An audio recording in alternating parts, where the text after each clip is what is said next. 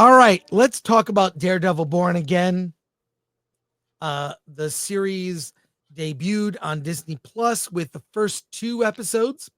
We will be non-spoilerish in the beginning, and then we will get into spoilers, and we will discuss, as Alan and I have seen all 9 episodes of the series, we will discuss in broad terms what's to come.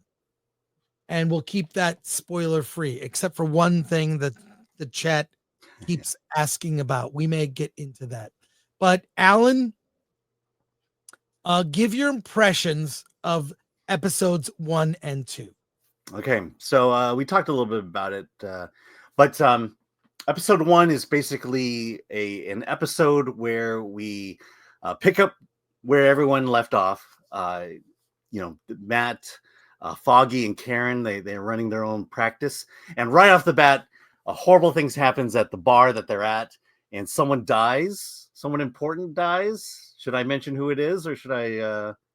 Spoiler free. Spoiler free. All right. Someone important dies. Spoiler warning. All right. Someone important dies. Something horrible happens. Bullseye comes in, starts shooting up the bar. Daredevil stops Bullseye by throwing him off the roof. And that kind of ends the first 15 minutes. And then a year later, Foggy and Karen are gone. Take that however you will. Matt is working for a prestigious law firm, and Wilson Fisk is now mayor of New York, or he's running. Yeah, he's running for mayor of New York, and the first episode kind of just sets the pieces in place. In the second episode, it's a year later. Fisk has won. He is the mayor of New York, and what begins happening here is that the series really is about Matt and about Wilson, and it's about the two of them trying to fight their nature. Matt has given up vigilantism. He is no longer Daredevil, and Fisk, for whatever reason, he's no longer he's no longer Daredevil after events that take place in the very first episode, the first 15 minutes. Right, and Fisk is very honest and honest about wanting to make New York a better place. He ran on that. He has separated himself from his criminal past, and the question is throughout the entire series is, can Matt stay away from becoming Daredevil again, and can Wilson Fisk stay away from his past and run New York City legitimately? And that's kind of what this series is all about. And that's probably it in a nutshell. And I'll say this. It is the best thing that Disney Plus has done. Mm-hmm. Marvel Disney Plus, the best series, having seen the whole thing. The bar is pretty low. It is not better than the Netflix version, but gets close at times. I will say this. It's also R-rated. It's a show for adults, and in many cases is hard R-rated.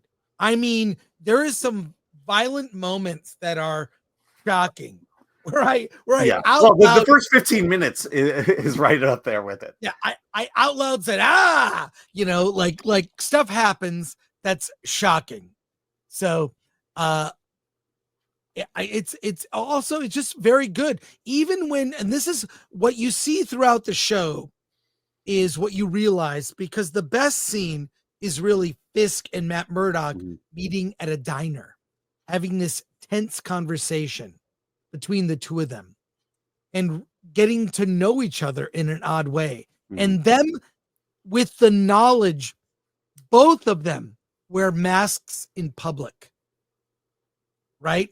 Their mask is a forward-facing public mask. Mm-hmm. I mean, the Kingpin is doing everything he's doing to run for mayor, to even be a more successful criminal.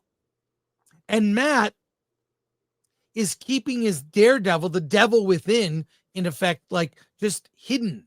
And that tension for both characters is beneath the surface the entire series, and it's so well done. It makes everything so much more dramatic. Mm-hmm. The thing that doesn't work are every side character. I mean, I would roll my eyes at at a lot of the new side characters, this one attorney, uh, uh, played by Nikki James, Kristen McDuffie, like these side characters are just kind of just like, okay, all right. Um, uh, Yusuf Khan, played by Kapoor. Kapoor. These side characters are just kind of like, okay, they little on the DEI side, but they don't ruin the show, but they're not necessary. Now, to be clear, the entire series was cut. It was originally planned to be 18 episodes. Yeah. It was 9. It's a tight 9. And what's great when it gets into the courtroom drama, it feels like a show for adults. It takes itself seriously. One last thing, we'll go to comments, is that you know what's missing, and I don't miss it? Quippy Marvel humor. Yeah. And my understanding is part of the reason that they shut it down and reshot a bunch of the series is they were getting rid of the quippy humor. Yeah. If that's true, that was the smartest choice they made. Really smart choice. Tonally speaking, Daredevil Born Again is so much different than every Marvel series on Disney Plus. Correct. It's not as gritty as the Netflix series. In fact, the Netflix series had a much darker palette to it. This one much brighter. A lot of the scenes happen in daylight, which you don't expect in that Netflix series. The reason this works is because the stories are grounded as hell. These are real human stories. This could play out in New York if they had vigilantes and superheroes. That's this world of Daredevil doesn't fit in with the rest of the Marvel universe, and I think that's a good thing. I think that's what sets us apart. The other thing is the storytelling. It is an exploration of human nature. When we get into spoilers, I'll have a lot to say on this. But it is just a really good. It's a really good human drama, and I think that's what we've been wanting from Marvel for a very long time. I think we wanted this from television for a very long time. If far surpasses anything Star Trek has put out, except for Picard season 3, everyone else, I'll just end by saying this is definitely a season 1, and that there is a season 2, and I'm excited about season 2 because they've put in things in place in the last episode that really takes things in a different direction and an exciting direction. Because this is the theme. The big theme of this is what does a supervillain do when he's mayor of New York? Yeah. And what does that involve? And as much as Fisk is trying to stay on the straight and narrow, he can't. And it really, the second season really ramps that up. And I'm pretty excited about it. So yeah, a couple last things to note. What I also like about it is the city itself is a character. It's a character in the show, the Dark City, and they use a device that's right out of Boondock Saints, where they interview people on the street. What do they think of crime in New York? What do they think of vigilantes? And it's people's comments are, well, the vigilantes are kind of helping because the cops are not doing their job, but it's a device lifted right out of Boondock Saints. Fine, a nod to that, nod to Troy Duffy and that film series. So I that actually kind of worked, even though I recognized the source, and I'm excited. Having seen all the episodes, I'm excited for next season. Yeah, absolutely. So we're talking spoilers now. You have been warned. Spoilers for episode 1 and 2. Then we'll take a break, do more comments, and then we'll get into the rest of the season. Alan, now I'll give you a warning. We are full on spoilers. Yeah, we're about to drop a big one. which you probably know about. And Foggy is killed in the first episode. He's In the having first 15 minutes. Yeah, literally the first 5 minutes. He's having a pleasant conversation with a woman. He's sort of dying in a way like he's being mocked actually by Karen and Matt Murdock, how he's kind of like, he has no game. He has no game with women. It's a cute human moment at a bar, a little Irish pub. And then what happens? What happens, Alan? He gets killed. He's sent out for a phone call. Bullseye shows up, kills him, and then starts killing a lot more people. And which turns into an epic fight that goes from the bar to the rooftop and ends with Daredevil just tossing him from the roof. And he survives. Poindexter, or Bullseye, ends up he's whisked away to prison. One would think he died. He does not. He is still alive.